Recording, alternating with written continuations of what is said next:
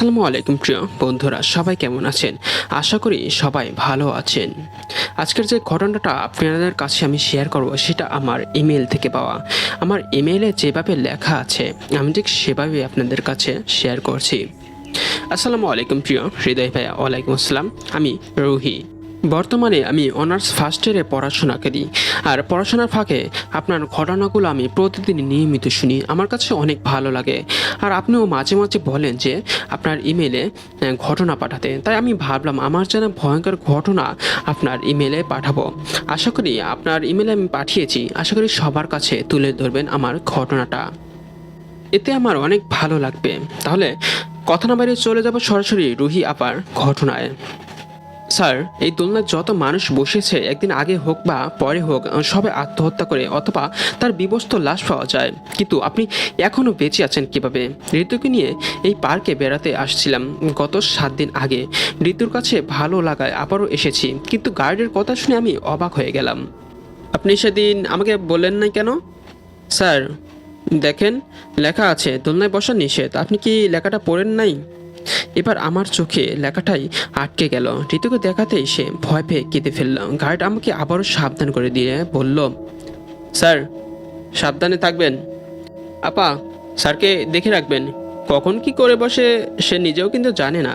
আমি আরেকটু বিস্তারিত শুনতে যাব, কিন্তু তার আগেই তার বড় করো ডাকে সে চলে গেল। ঋতু আমাকে ধরে বলল, এখানে আর এক মুহূর্ত না, চলো বাড়িতে চলো।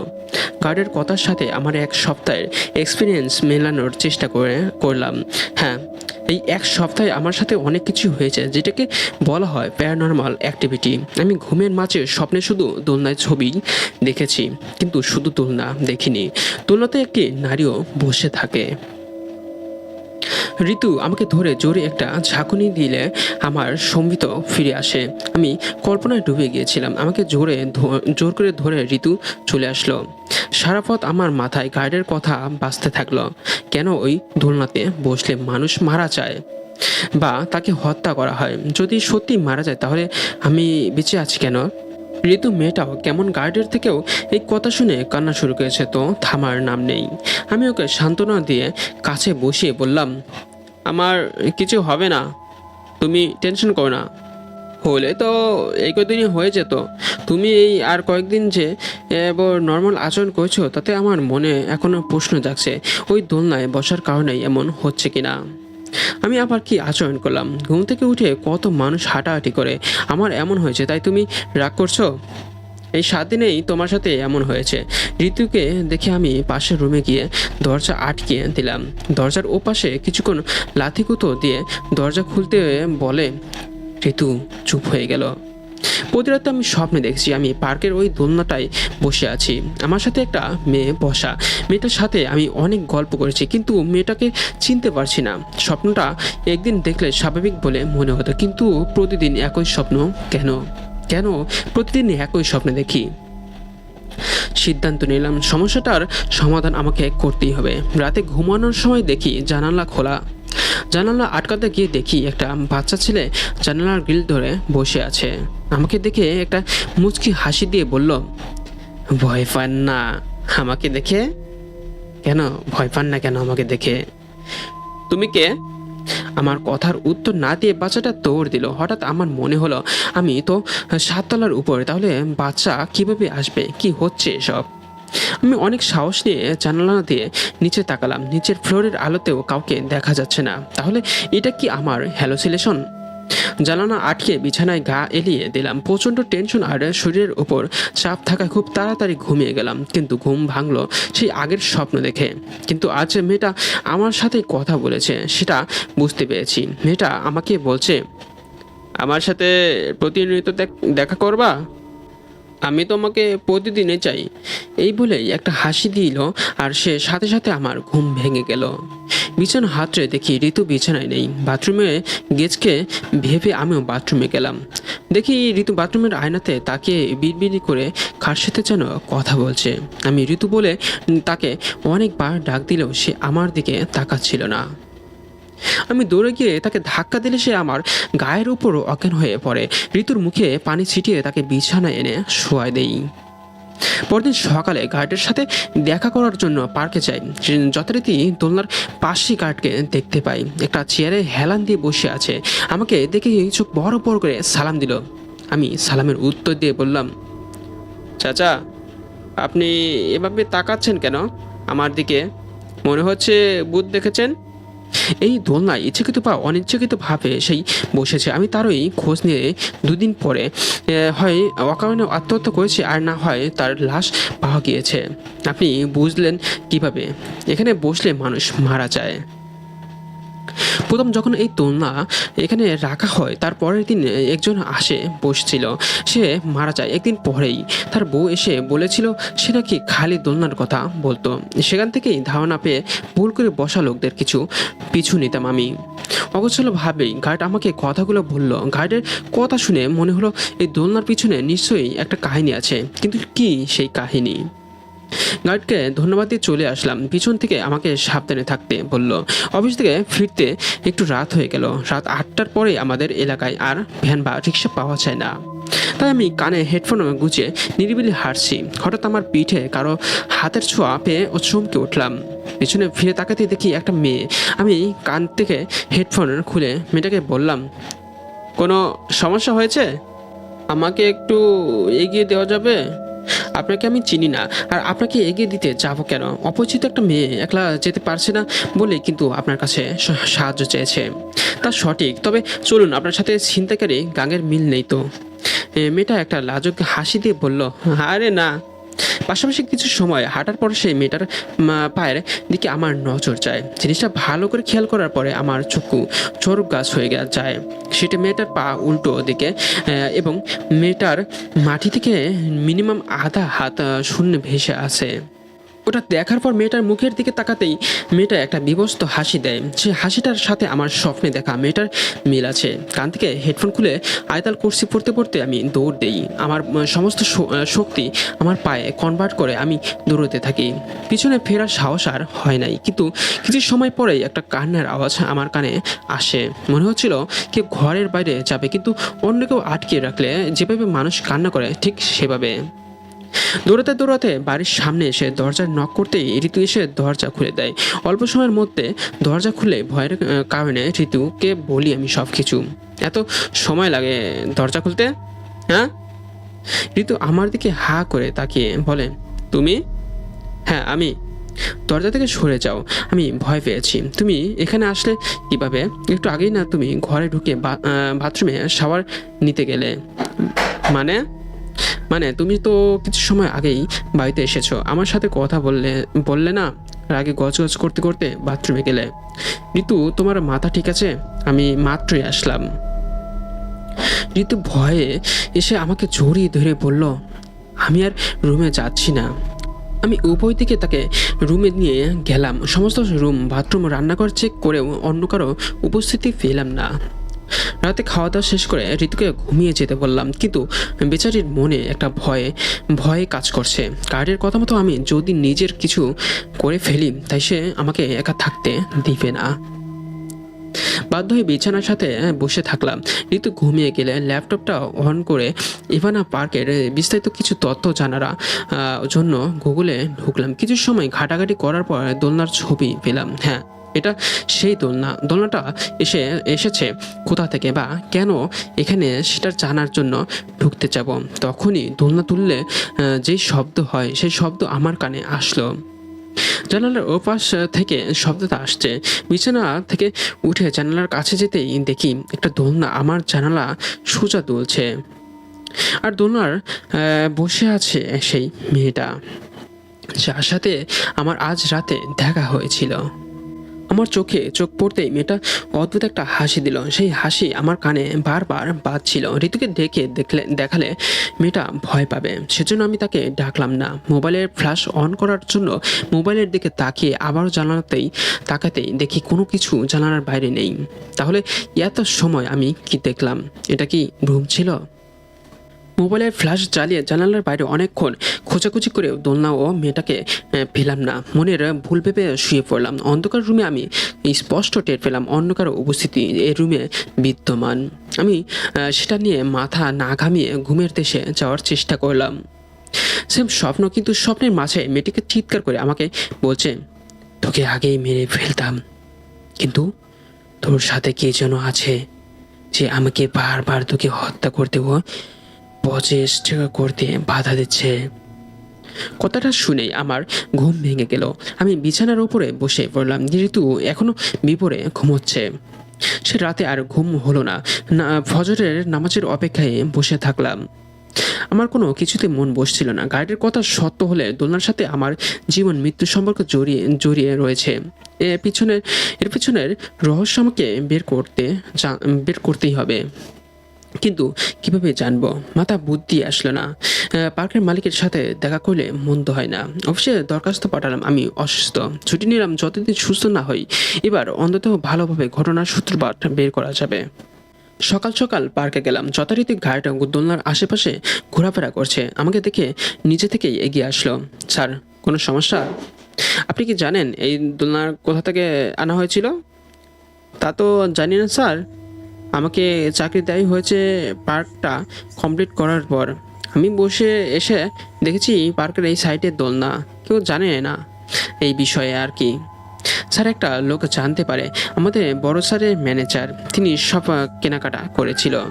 ম্যানেজারের নাম্বার বা বাসার ঠিকানা দিতে পারবেন? নাম্বার তো নাই স্যার। সপ্তাহ দুই একদিন আসে, এই অফিসে যোগাযোগ করলে পাওয়া যেতে পারে। আমাকে একটা অফিসের রুমে নিয়ে গেল গার্ড। তার পিছু পিছু গিয়ে পার্কের ম্যানেজারের কাছ থেকে পার্কের মালিকের ম্যানেজারের নাম্বার দিলাম। পার্ক থেকে বের হয়ে কিছুটা পথ চলে এসেছি। গার্ডের পিছন থেকে আমাকে ঢাক দিয়ে বলল, স্যার, আপনার নাম্বারটা দেন তো।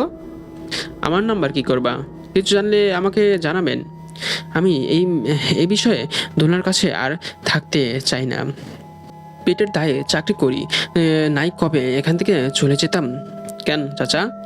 আর বলবেন না। প্রায় রাতে দোলনা থেকে একটা হাসির আওয়াজ আসে, আবার মুহূর্তের মধ্যে কান্নার আওয়াজ শোনা যায়। আমি তখন ওই দিকটাতে চলে যাই। আমার ভয় লাগে। মাঝে মাঝে আমি একটা মেয়ে নিয়মিত রাতে এখানে এসে দোলনায় বসে থাকে। প্রথমে মনে করেছিলাম অবৈধভাবে কেউ হয়তোবা ভিতরে প্রবেশ করে, তাকে বারণ করে দিয়ে আসি, কিন্তু মেয়েটা চোখের পলকে উধাও হয়ে যায়।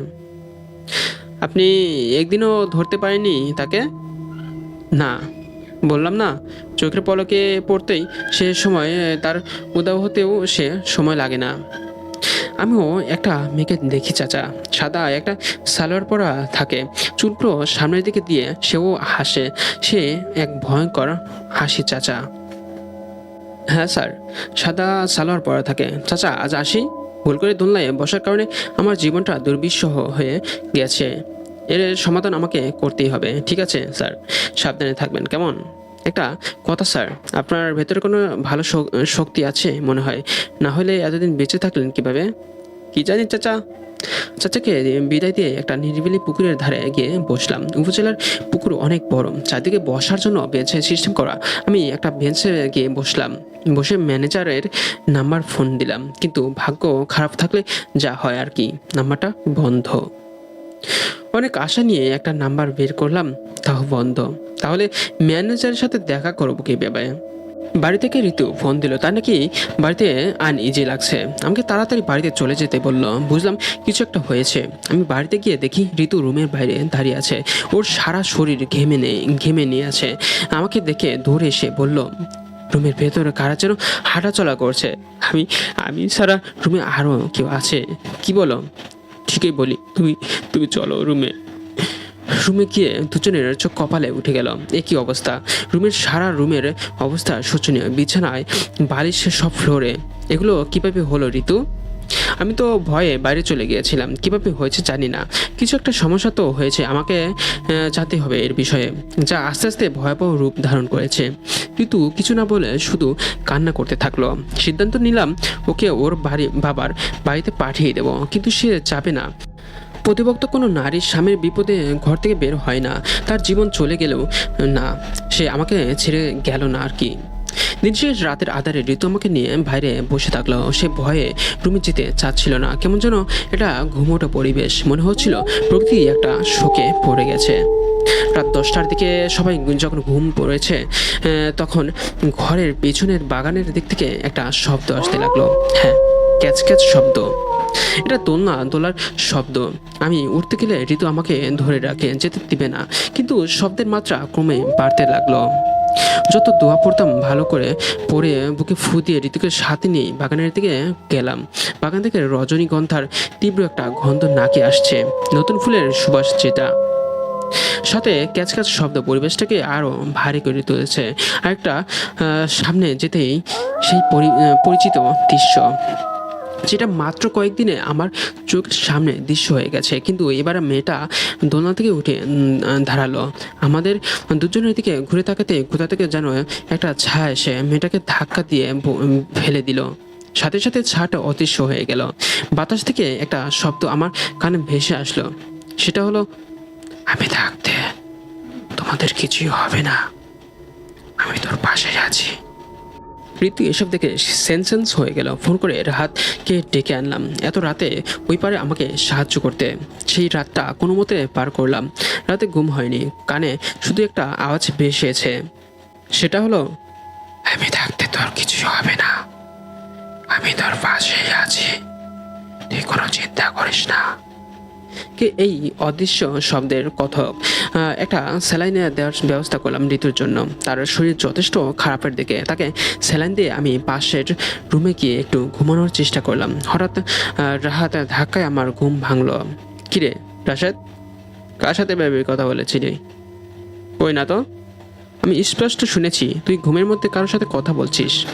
না, হয়তোবা টেনশন বেশি হচ্ছে তাই। আচ্ছা ফ্রেশ হয়ে নে। তা তোর ফোনে কে যেন ফোন দিচ্ছে, কল ধর। ফোনটা হাতে নিয়ে দেখি একটা অপরিচিত নাম্বার থেকে অসংখ্য কল এসেছে। ফোন ব্যাক করতেই ওপাশ থেকে বলে উঠল, আসসালামু আলাইকুম রহমতুল্লাহ। ওয়ালাইকুম আসসালাম। কে? স্যার, আমি পার্কের গার্ড। ও, কি হয়েছে? স্যার, আপনার মতোই ভুল করে কেউ একজন দোলনায় ভুল করে বসেছিল।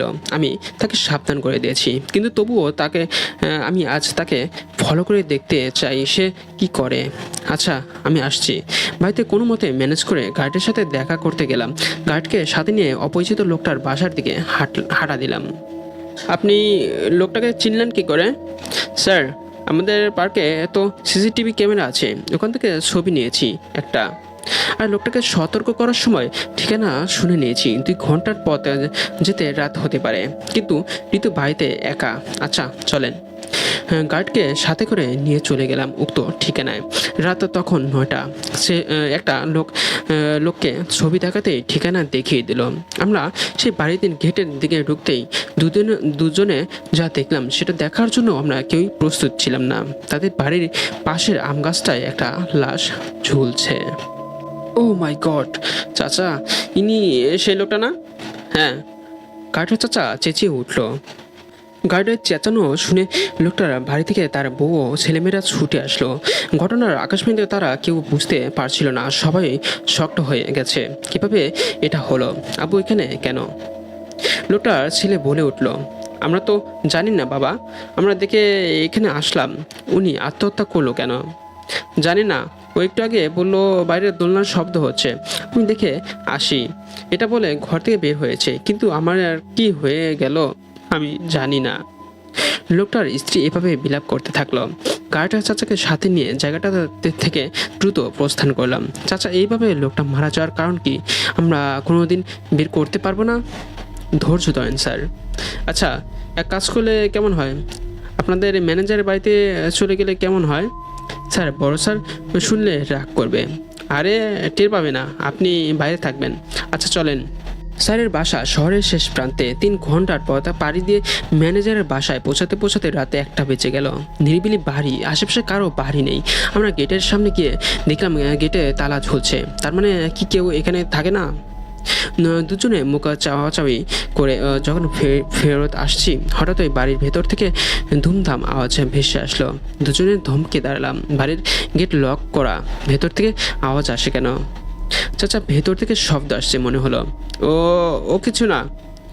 আবারও সেই শব্দ, এবার সাথে সেই পরিচিত হাসি। গাড়িটা চাচা কাচুমুচু করে আমার দিকে তাকিয়ে বললেন, বাড়িতে আমার একটা ছোট মাইয়া আছে, আমার জন্য প্রতি রাতে অপেক্ষা করে। দেরি করে বাড়ি ফিরলে ওর মায়ের সাথে ঝগড়া করে ঘুমিয়ে পড়ে। আমি চলে যাচ্ছি। বুঝলাম চাচা ভয়ে যেতে চাচ্ছে না, কিন্তু আমাকে পিছু হটলে হবে না। আমার জীবন মৃত্যুর সন্ধিক্ষণে দাঁড়িয়ে আমি। হয়তোবা আজকে কোনো কুলু পেতে পারি আমি এসব বিষয়ে। গাড়িটা চাচাকে বিদায় দিয়ে দিলাম। চাচা তাইলে যান তাহলে, হ্যাঁ, আমি ভেতর থেকে ঘুরে আসি। না, রাত অনেক হয়েছে, চলেন স্যার, বাসায় ফিরে যাই। আপনার বউ তো একা বাসায়, আপনি চান? ঋতুকে দেখার লোক আছে, আমি গেলাম। ম্যানেজার বাড়ির উঁচু দেয়াল টপকে ভেতরে যেতে একটু বেঁকে পেতেই হলো। পরে গিয়ে হাত পা ছিলে গেছে। তখন বাড়ির ভেতর থেকে ধুমধাম আওয়াজ আসছেই। আমি কয়েক কদম এগোতেই পেছন থেকে পিছু হেঁটে আওয়াজ শুনতে পেলাম। ঘুরে দেখতে গিয়ে দেখি কিছুই নেই। আবার সামনে হাঁটা ধরলাম, কিন্তু এবার শুকনো পাতার উপর দিয়ে কেউ হেঁটে গেল। যেভাবে মর্মার শব্দ হয় ঠিক সেভাবে শব্দ হচ্ছে। আয়তাল কুস্তি পরে বুকে ফু দিতে থাকলাম, কিন্তু শব্দ অন্যান্য জিনিস বেড়ে যেতেই থাকলো। আরও কিছু দূর এগোতেই বামে একটা দোলনা নজরে আসলো, যেটা থেকে শব্দ আসছিল। ভালো করে তাকাতেই দেখি সেই মেয়েটা। ও মাই গড, এত বিভস্ত রূপে আমি তাকে কখনো দেখিনি। মুখটা থ্যাতলানো, দু চোখে ভিয়ে পানি পড়ছে। একবার কল্পনা করুন কতটা বিভস্ত রূপ। তাকে না দেখে আর ভান করে আমি ম্যানেজারের দরজার টোকা দিলাম। ভেতর থেকে উত্তর আসার বদলে মেয়েটার কণ্ঠে উত্তর আসলো আমার পিছন থেকে। বাঁচার খুব শখ, তাই না? কিন্তু আজ তোকে কেউ বাঁচাতে পারবে না, কেউ না। তোকে অনেক দিন সময় দেওয়া হয়েছে, আজ আর না, মরার জন্য প্রস্তুত হ। আমি দৌড়ে বাড়ির ভেতরে চলে গেলাম। ঘরে ঢুকতেই মনে হলো আমি কোনো ভাগারে এসেছি। যা ইচ্ছে অবস্থা রুমের, চারদিকে শুধু নোংরা আর নোংরা। কোনো মতে হাতের মোবাইলের ফ্ল্যাশ চালিয়ে রুমের লাইট জ্বালালাম। যা ভেবেছিলাম না তা না। একটা লোকের রক্তাক্ত দেহ মেঝেতে গড়াগড়ি খাচ্ছে, কিন্তু মেয়েটা এখানে কেন? এই ম্যানেজারের সাথে কি তার কোনো সম্পর্ক আছে? মাথায় থাকা প্রশ্ন নিয়েই রক্তাক্ত লোকটির কাছে গিয়ে বললাম, কে আপনি? আমি শুভ। আপনি কি ইভানা পার্কের মালিকের ম্যানেজার? হ্যাঁ, আমাকে বাঁচান ভাই, আমি বাঁচতে চাই। তার আগে আমাকে বলুন, কেন ওই দোলনায় যে বসে সে মারা যায়? ভাই, আমি সব বলবো, প্লিজ আমাকে বাঁচান। লোকটার আকুতি আমার সহ্য হচ্ছিল না। তো তাকে কোনো মতে কোলে তুলে বাইরে আসার জন্য রেডি হলাম। দরজার সামনে আসতেই খুব জোরে দরজা বন্ধ হয়ে গেল। লোকটাকে সাইডে নামিয়ে দরজা কোনো মতেই খুলতে পারলাম না। কাছের জানালা একটা কাঁচ দেওয়া চেয়ার দিয়ে ভেঙে ম্যানেজারকে নিয়ে বের হয়ে হাসপাতালে যেতে চাইলাম, কিন্তু হঠাৎ মেয়েটার অভাব এসে আমাকে গলা টিপে ধরলো। আমি দুই হাত দিয়ে শুকে ধরে আছি, আর এদিকে সাটা আমার গলা টিপে ধরে আছে। শ্বাস নিতেই সমস্যা হওয়ার শুভকে নামিয়ে হাতটাকে ছাড়ানোর চেষ্টা করলাম, কিন্তু কোনো মতেই পারছিলাম না। চোখের সামনে সমস্ত কিছু ভেসে উঠেছিল, বিশেষ করে ঋতুকে ভীষণ মনে পড়ছিল। কিন্তু হঠাৎ করে আরেকটা ছায়া এসে মেয়েটার ছায়ার উপর ঝাঁপিয়ে পড়লো। ছিটকে পড়ে গেল মেয়েটা। গলা ছেড়ে দেওয়ার সাথে সাথে আমার কাশির পরিমাণ বেড়ে গেল। তুই চলে যা রাশেদ, তোরা এখান থেকে যা, আমি দেখছি। এই কথাগুলো ওই অবয়ব থেকে ভেসে আসলো। কণ্ঠটা অতি পরিচিত আমার কাছের। তাহলে কি সে আমাকে এই বিপদ থেকে রক্ষা করেছে? কিন্তু এটা কিভাবে সম্ভব? একটা মৃত মানুষ এত বছর পর আমাকে এভাবে বাঁচাবে কেন? লোকটাকে সাথে নিয়ে তার গেট থেকে বের হওয়ার সাথে সাথে আমি চারিদিকে খোঁজ করতে লাগলাম। বেশি সময় আমার প্রশ্নটা মুখের ভেতরে চাপিয়ে রাখতে পারলাম না। ভাই বলেন না প্লিজ, কিন্তু দোলনার সাথে আপনার আর ওই মেয়েটার সম্পর্ক কি? লোকটা কোনো কথা বলতেই পারছিল না তেমন। শুধু গলা দিয়ে একটা শব্দ উচ্চারণ করলো, যেটা শুনতে অনেকটা বিক্রম শব্দটার মতো শোনালো। কথাটা বলার পরে লোকটার চোখ বড় বড় হয়ে গেল। মুহূর্তের মধ্যে তার নাক মুখ দিয়ে রক্ত পড়ার পরিমাণ বেড়ে গেল। ছটফটানি করতে করতে ম্যানেজারের দেহ থেকে প্রাণ বেরিয়ে গেল। সেই মুহূর্তে আমার কি করা উচিত আমি তা বুঝতে পারছিলাম না। আমার বিশ্বাসও হচ্ছিল না যে এক রাতের মধ্যে কিভাবে আমার জীবনে এত বড় ঘটনা ঘটে গেল। কিন্তু আরও কিছু যে বাকি ছিল তা আমি কম্পিতভাবে ভাবতে পারিনি। মোবাইলের ফ্ল্যাশ চালিয়ে মাটির দিকে ধরতেই একটা অদ্ভুত জিনিস আমার চোখে বাঁধলো। মনে হচ্ছিল ম্যানেজারের মারা যাওয়ার আগে হাত দিয়ে একটা সাইন আঁকার চেষ্টা করেছে। সাইনটা অনেকটা এর মতো, হ্যাঁ, এটা পরিষ্কার, কিন্তু এর মানেটা কি? আমি ওখানে আর মুহূর্তেও থাকলাম না। ম্যানেজারের লাশটাকে ভিতর মতো ফেলে রেখে আমি আমার পথে পা বাড়ালাম। এক পা দুপা করে এগিয়ে যাওয়ার সাথে সাথে পিছন থেকে ঋতুর কণ্ঠে একটা ডাক আসলো। এখানে ঋতু আর কিভাবে আসবে? রাশেদ, আমাকে বাঁচাও। রাশেদ, আমাকে বাঁচাও, আমি আর পারছি না। হট! আমি ভুলক্রমে পিছনে তাকালাম, যেটা ছিল সবচেয়ে বড় ভুল। রাস্তার মাঝখানে একটা দোলনা, সেই দোলনার উপরে সেই মেয়েটা বসে আছে। আমি পিছনে ফিরে তাকাতেই সাথে সাথে এবার কান্না শুরু করলো সে। আমি একটু দাঁড়ালাম না, উল্টো পথে দৌড় দিলাম। দৌড়াতে দৌড়াতে আমি একটা বাড়ির সামনে এসে পড়লাম। মনে হচ্ছে কেউ এখানে থাকে না। আমার পিছন থেকে তখনও সেই কান্না, হাসি এসবই আসছেই। আল্লাহর উপর ভরসা করে আমি সেই বাড়িতে ঢুকে গেলাম। মোবাইলের আলোতে লক্ষ্য করলাম বাড়ির ভেতরে একটা কবর। আমি জানতাম কবরস্থানে একটা পবিত্র জায়গা, তাই কোনো চিন্তা ভাবনা না করেই আমি সেই কবরের প্রাচীরের মধ্যেই ঢুকে গেলাম। এখন শুধু চারপাশ দিয়ে ঝড় ও বাতাস বয়ে যাচ্ছে, কিন্তু আমি যেখানে দাঁড়িয়ে আছি সেখানে কিছুই হচ্ছে না। আমার হুঁশ ফিরল সূর্যের আলো চোখে লাগার পরে। আমি তখনও ওই কবরের মধ্যেই। কবর থেকে বের হয়ে বাড়ির পথে হাঁটা দিলাম। বাড়িটাকে আমি আগে কখনো দেখিনি। অনেক কষ্টে মেইন রাস্তা খুঁজে বের করলাম। কিছু সময় পর বাড়িতে গিয়ে দেখি ঋতু তখনও কান্না করছে। আমাকে দেখার সাথে সাথে উঠে চলে আসলো। আমার সারা শরীরের অবস্থা দেখে বলল, তুমি রাতে কোথায় ছিলে? এই অবস্থা কেন? আমি রাতে কোথায় ছিলাম এটা এখন না শুনে ভালো তোমার জন্য। তুমি পানি তোলো, আমি গোসল করব। ঋতুকে অ্যাভয়েড করে আমি গোসলে গেলাম। গোসলে গিয়ে ঠান্ডা মাথায় ভাবতে লাগলাম বিক্রম আর সাইনের মানে কি। গোসল শেষ করে আমি গার্ডের সাথে দেখা করার জন্য বাড়ি থেকে বের হলাম। প্রথমে পার্কে গিয়ে খোঁজ দিয়ে দেখি তিনি পার্কে আসে নাই। পার্ক থেকে তার বাড়ির ঠিকানাটা নিয়ে তার বাড়িতে গেলাম, কিন্তু এত ভিড় কেন? ভিড়কে পাশ কাটিয়ে ভেতরে গিয়ে দেখলাম মাটিতে গার্ডের চাচাকে শোয়ানো। কাহিনী কি জিজ্ঞেস করতেই একজন বলল, রাতে কোথা যেন গিয়েছিল, সারা রাতে বাড়ি না ফেরাতে খোঁজ নিতে বের হলো। দেখা যায় একটা রাস্তার পাশে তার মৃতদেহ পড়ে আছে। তার মানে কি রাতে চাচাকে মেরে ফেলা হয়েছে? ও আল্লাহ, কেন কেন এমনটা হলো ওর সাথে? তার মেয়ের কান্না আমি সহ্য করতে পারলাম না, চলে আসলাম। মাথাটা কাজ করছে না। বিক্রম আর সাইনকে নিয়ে ভাবতে লাগলাম।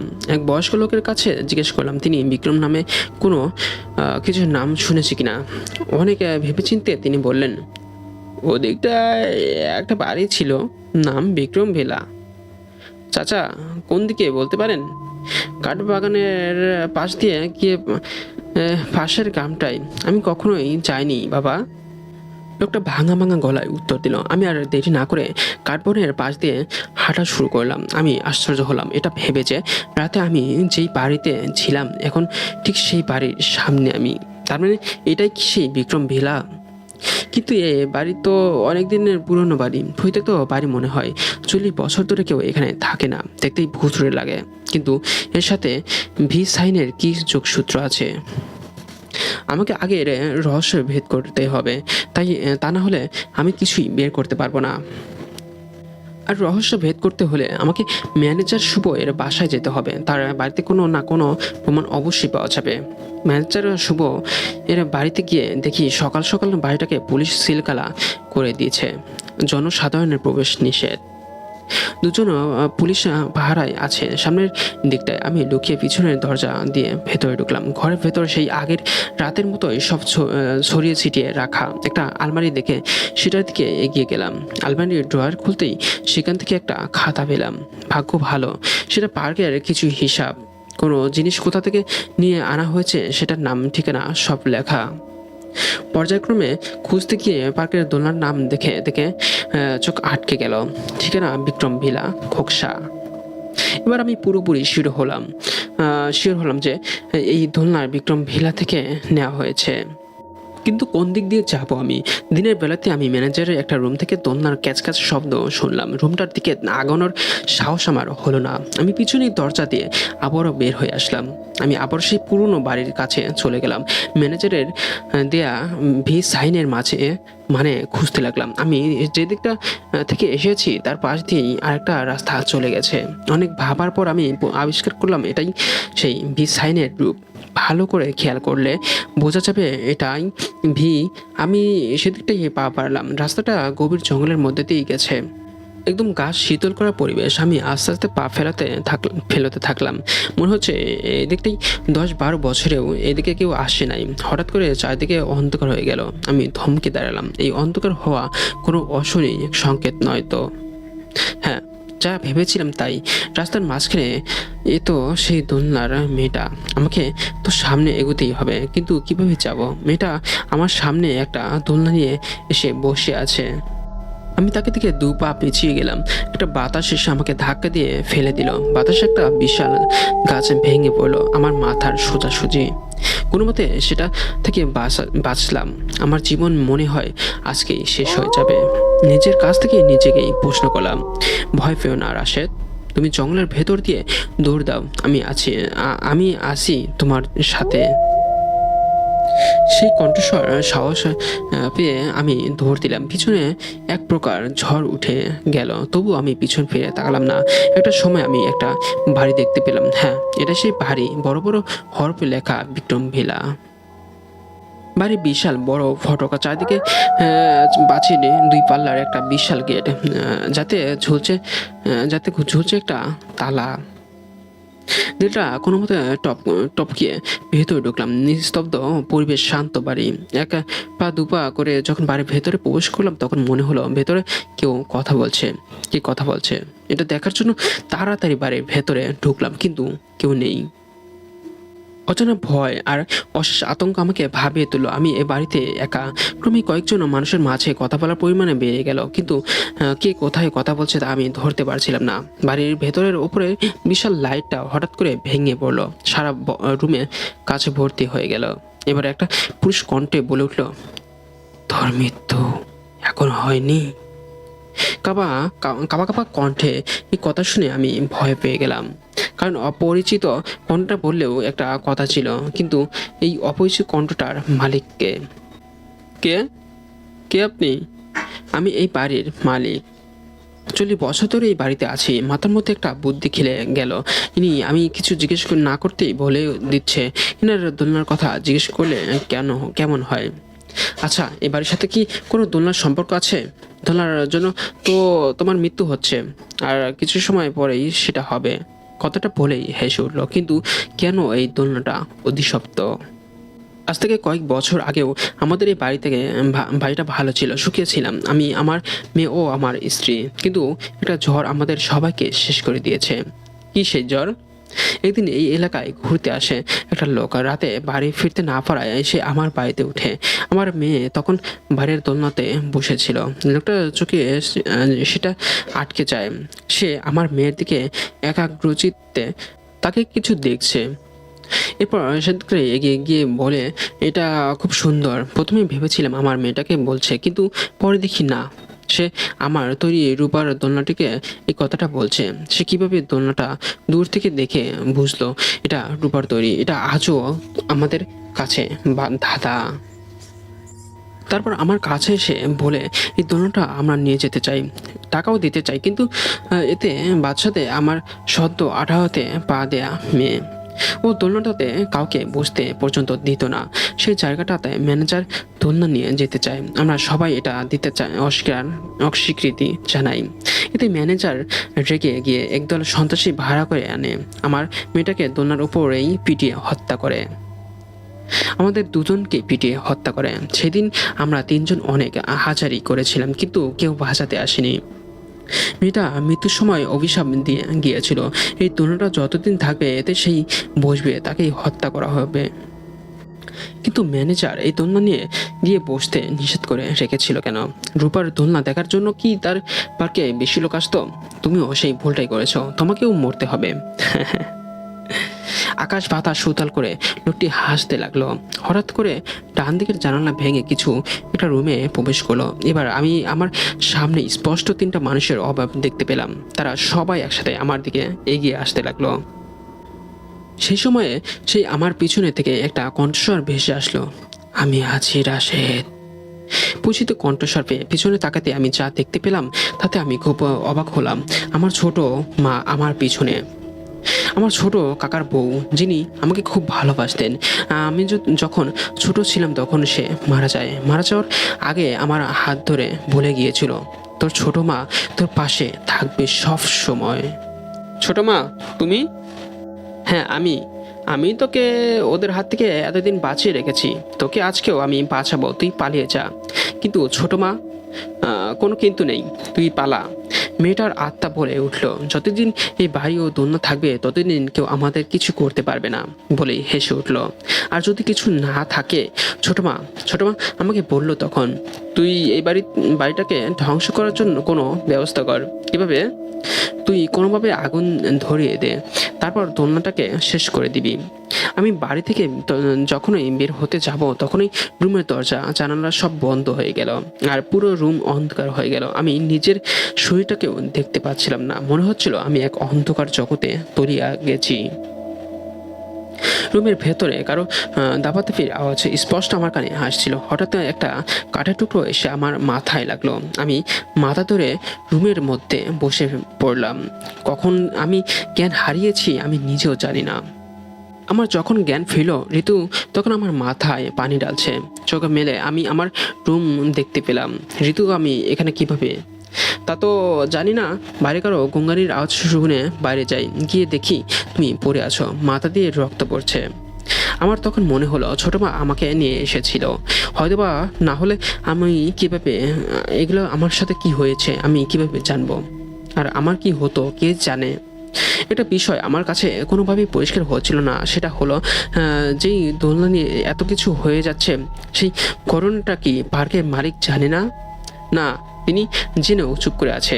আমাকে এ বিষয়ে জানতে হবে, কিন্তু তার কাছে পৌঁছানোর উপায় কি? সেদিন মাথার ব্যথার যন্ত্রণা আমি বিছানা ছেড়ে উঠতে পারলাম না পর্যন্ত। ব্যথা তীব্র থেকে তীব্রতর হচ্ছিল, মনে হচ্ছিল আমার আয়ু বোধহয় এবারই শেষ। রাত দোলার শব্দে ঘুম ভাঙলো। ঘুম ভেঙে শুনতে পেলাম কেউ একজন করুণ সুরে কান্না করছে। ততক্ষণ ঋতু ঘুম থেকে উঠে পড়ছে। আমি বিছানা থেকে উঠতেই গেলে মাথায় প্রচণ্ড ব্যথা অনুভব করি, তাই আর বিছানা থেকে উঠি না। কান্নার পরিমাণ আস্তে আস্তে বাড়তে থাকে। এবার শুধু একজন কান্না করছে, সাথে আরো 3টা ভিন্ন ভিন্ন কণ্ঠের আওয়াজ শুনতে পেলাম। বাইরের দিকে থেকে আওয়াজ আসছে, আমাকে বাঁচাও, আমাকে বাঁচাও আম্মু, আমাকে বাঁচাও, আমাকে বাঁচাও আব্বু, আমাকে ওরা ধরে ফেললো, তোমরা কোথায়? আমি মরে গেলাম, আমি মরে গেলাম। এতটা কোন সুরে আর্তনাদ করছিল যে মনে হচ্ছিল সত্যি সত্যি ওপাশের রুমে ও বাইরে কাউকে হত্যা করা হচ্ছে। এসব বলার পরই সবাই হো হো করে হেসে উঠল। বুঝতে বাকি রইল না যে এটা সেই শয়তানদের কাজ। ঋতু ভয়ে অস্থির হয়ে আমাকে ঝড়ি ধরে কাঁথা মুড়ি দিয়ে শুয়ে পড়ল। কিছু সময় পরে মনে হলো কি যেন কাঁথার মধ্যে ঢোকার চেষ্টা করতেছে। দুজনের কাছেই এমন মনে হওয়ার সাথে সাথে লাইট চালালাম, কিন্তু কিছুই দেখলাম না।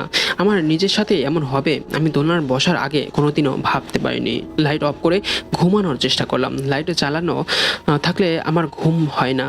আধা ঘন্টা পরে ঋতুর চিৎকার, মাথার ব্যথা নিয়ে বিছানায় বসে পড়লাম। রাশেদ কে যেন আমার পা ধরে টান দিয়েছে। কই, আমার তো মনে হলো না। টান আমাকে দিয়েছে, আমার পা জ্বলছে। লাইট অন করে দেখি ঋতুর পায়ে কারো আঁচড়ে দাগ। সত্যি সত্যি বিছানার তলা থেকে কিছু না তার পা হাত ধরে টান দিয়েছে।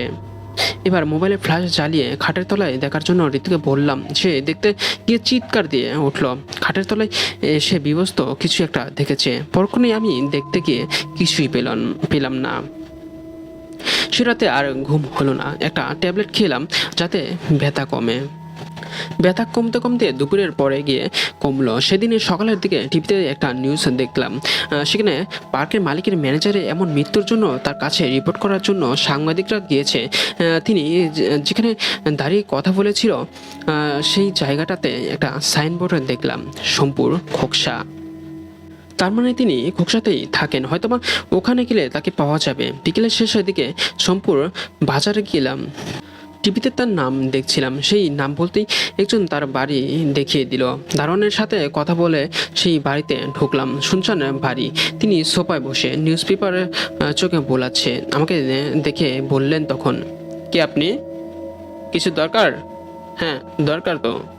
সোজা ভাবেই আপনাকে বলছি, দোলনায় বসার কারণে মানুষের মৃত্যু হয়, তবুও সেই দোলনা আপনি কেন পার্কে থেকে সরাননি? আপনাকে আমি জবাব দিতে বাধ্য নেই। আপনি বাধ্য। এর সাথে মানুষের জীবন মৃত্যু জড়িত, সেটা আমার দেখার বিষয় না। প্লিজ বলেন, আমি আপনার কাছে হাত জোর করছি। ভুল করে দোলনাতে বসে আজ আমি যত রকমের সমস্যা আছে সব কিছুর মধ্যে দিয়ে যাচ্ছি, সেটা আপনার বিষয়। প্রচণ্ড রকমের রাগ উঠে গেল। পাশে থাকা টপটা তার মাথায় সোজা ধরে বললাম, আপনি বলবেন কিনা তাই বলেন। বলছি মারবেন না আমাকে। আসলে আমি জানতাম এই দোলনা বসলে মানুষের মৃত্যু হয়, তবু রেখে দিয়েছিলাম, কারণ এটা রূপার তৈরি হওয়ার অনেক দূর থেকেই মানুষ দেখতে আসতো। কিন্তু আমি তো সাইনবোর্ড দিয়ে রেখেছিলাম না বসার অনুরোধ করে, কিন্তু সেটা একটা অফ সাইডে, যেখানে কারোর নজর যায় না। আমি আজ দোলনাটা ধ্বংস করে দেবো, পারে ঠেকায়েন। তাকে আর বেশি কিছু বললাম না। লোকটা যে মারাত্মক লোভী সেটা তার কথাতেই বুঝতে পারলাম। এদের শাস্তি এরা নিজেরাই পাবে। রাহাতকে ফোন করে পার্কে ডেকে আনলাম, সাথে এক বোতল কেরোসিন তেল। ততক্ষণে সন্ধ্যা নেমে এসেছে, তার চারদিকে অন্ধকার ভাব। পার্কে ঢুকে দোলনার গায়ে কেরোসিন ঢেলে দিলাম।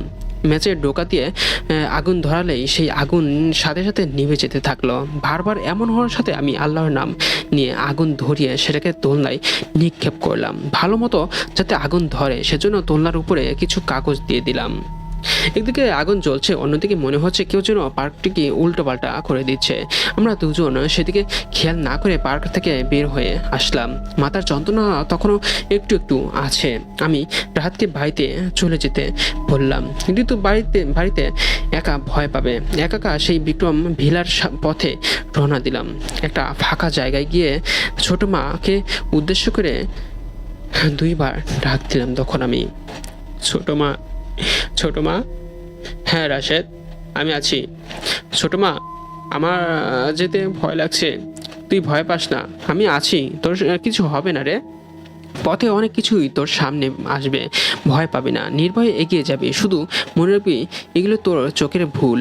মনের সাহস নিয়ে আমি হাঁটা দিলাম। সত্যি আমার সামনে বড় বড় সাপ এবং অদ্ভুত কিছু প্রাণী আসতে থাকলো। মনে হচ্ছিল আমাকে খেয়ে ফেলবে, কিন্তু সেগুলো আমার কিছুই করতে পারলো না। একটা সময় আমি বিক্রম ভিলাতে পৌঁছে গেলাম। আমি গেট দিয়ে ঢোকার সাথে সাথে মনে হলো 3জন আমাকে চারদিক দিয়ে ঘিরে ধরছে। কেমন যেন ভার মনে হচ্ছিল। সে সময় কানের কাছে ফিসফিসের কেউ বলে উঠল, দোলনা শেষ করেছিস তো কি হয়েছে? এখানে তুই কিছুই করতে পারবি না, আমার মা বাবা আমার সাথে আছে এখন। ওর কথা শুনে আমি আয়তাল কুরসি পরে নিজের বুকে চারপাশে ফু দিয়ে নিলাম। এবার হালকা মনে হচ্ছে। আমি সাথে সাথে লাইটার বের করে বিক্রম ভিলাতে আগুন জ্বালিয়ে দিলাম। সাথে সাথেই দাউ করে আগুন ধরে গেল, চারিদিকে পুরো ছাড়খাড় হয়ে গেল। 3জনের আর্তনাদ স্পষ্ট আমার কানে ভেসে আসছিল। এভাবে কিছু সময় চলার পরে আর্তনাদ থেমে গেল। হয়তো তাদের জীবনচক্র এখানে আগুনের সাথে থেমে গেল। সেদিন বাড়িতে চলে আসলাম। সে রাতে কোনো সমস্যা হয়নি। আর ছোট মা শুধু একবার বলে গেল, নতুন জীবনে শুভকামনা, আমি আসি এখন। সকালে ঘুম থেকে উঠে টিভিতে সংবাদ দেখতে গিয়ে দেখলাম ইভানা পার্কের মালিকের অদ্ভুত মৃত্যু। কিভাবে মৃত্যু হয়েছে কি জানে না। তো বন্ধুরা, আমার এই ঘটনা আপনাদের কাছে কেমন লেগেছে তা অবশ্যই আমার কমেন্ট বক্সে জানাবেন, কারণ আপনার প্রতিটি কমেন্ট আমাকে নতুন ভয়ঙ্কর ঘটনা বলতে উৎসাহিত করবে।